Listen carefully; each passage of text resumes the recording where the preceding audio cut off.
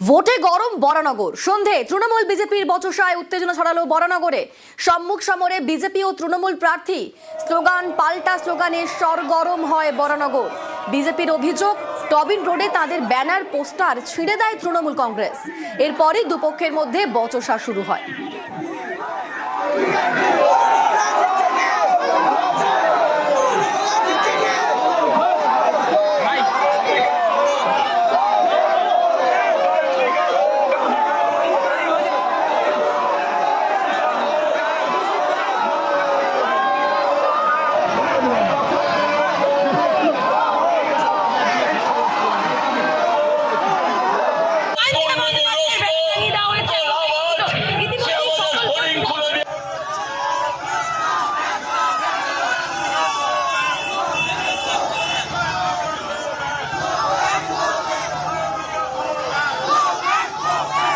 গতকাল বরানগরে তুমুল উত্তেজনা। বচসা থেকে দুই দলের কর্মী সমর্থকরা হাতাহাতিতে জড়িয়ে পড়েন। তৃণমূলের পাল্টা অভিযোগ, তাদের ফ্লেক্স লাগানোর কাঠামো খুলে দিয়েছিল বিজেপি। অভিযোগ, পাল্টা অভিযোগে উত্তেজনা ছড়ায় বরানগরের টবিন রোডে। এর মধ্যেই ঘটনাস্থলে পৌঁছয় বরানগর থানার পুলিশ এবং কেন্দ্রীয় বাহিনী। তাদের সামনেই তৃণমূলের ফ্লেক্স পোস্টার খুলে নেওয়ার অভিযোগ বিজেপির বিরুদ্ধে।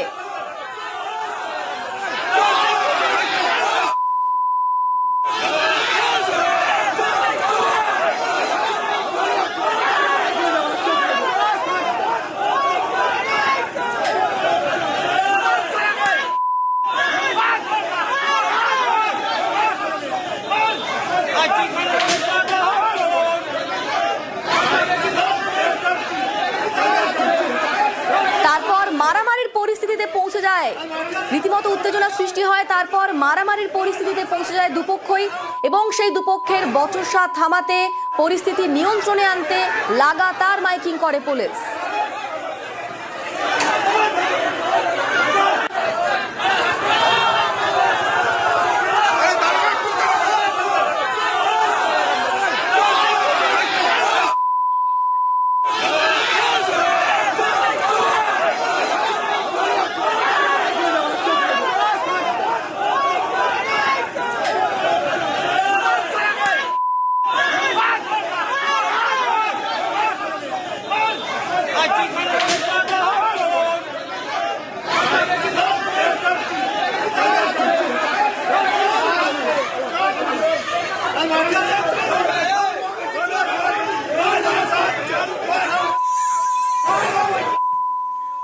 দুপক্ষের মধ্যে বচসা, সেই বচসা থামাতে, পরিস্থিতি নিয়ন্ত্রণে আনতে লাগাতার মাইকিং করে পুলিশ।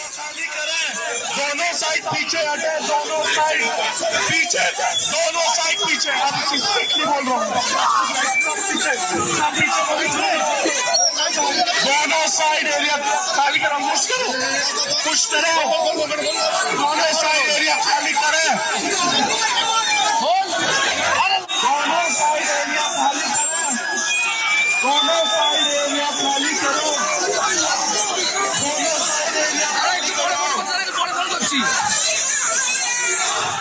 তৃণমূল বিজেপি দুপক্ষের স্লোগান পাল্টা স্লোগানে বরানগরে তুলকালাম।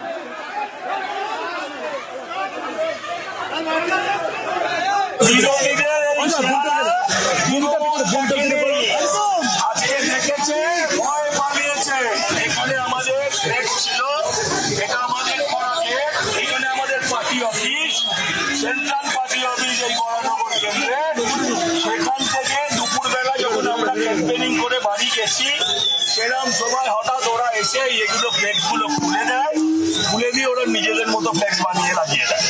সেই জায়গাটা আমাদের কর্মীরা আসছে, তারা এটা প্রতিবাদ করে।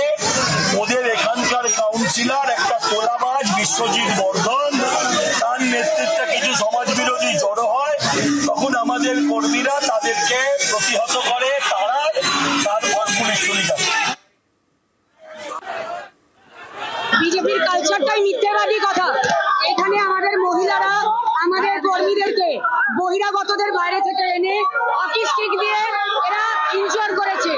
এই নোংরামি বরানগরে চলবে না। এখানে আমরা শান্তিপ্রিয় আমাদের প্রচার চালাচ্ছি। একটাও লোক বরানগরের নয়, যতজন মানুষ এখানে রয়েছে সমস্ত বহিরাগত বাইকে করে হকি স্টিক দিয়ে এখানে বহিরাগতদের নিয়েছে, আমার লোকেদেরকে মেরেছে। বিজেপি ভয় পেয়েছে যে তারা হেরে যাবে।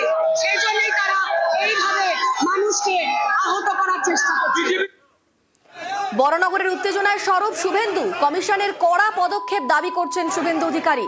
বরানগর থানার আইসিকে সাসপেন্ডের দাবি শুভেন্দু। আর শুভেন্দুকে পাল্টা তুলোধনা কুণালের।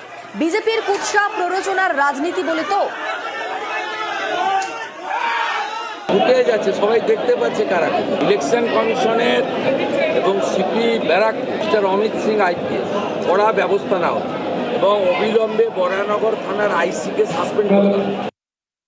এটা তো ওনার মামার বাড়ি নয়, ওনারা 3 ভাই মিলে দাঁড়িয়েছেন। পরিবারবাদ, তৃণমূল, অমুক। এক ভাই তাকে তিনি সাংসদ করে রেখেছেন, আর এক ভাই তাকে এবার দিতে হবে। গোটা পরিবারবাদ নিজেদেরটুকু বুঝে নিয়েছেন, আর বাকি জায়গায় কুৎসার প্ররোচনা দিয়ে বেড়াচ্ছেন। শুভেন্দু অধিকারী নিজে এবার 2টো সিটেই হারবে, নন্দীগ্রামেও হারবে, ভবানীপুরেও হারবে। বাহিনী ব্যবহারে কমিশনের ওপর ক্ষুব্ধ শুভেন্দু।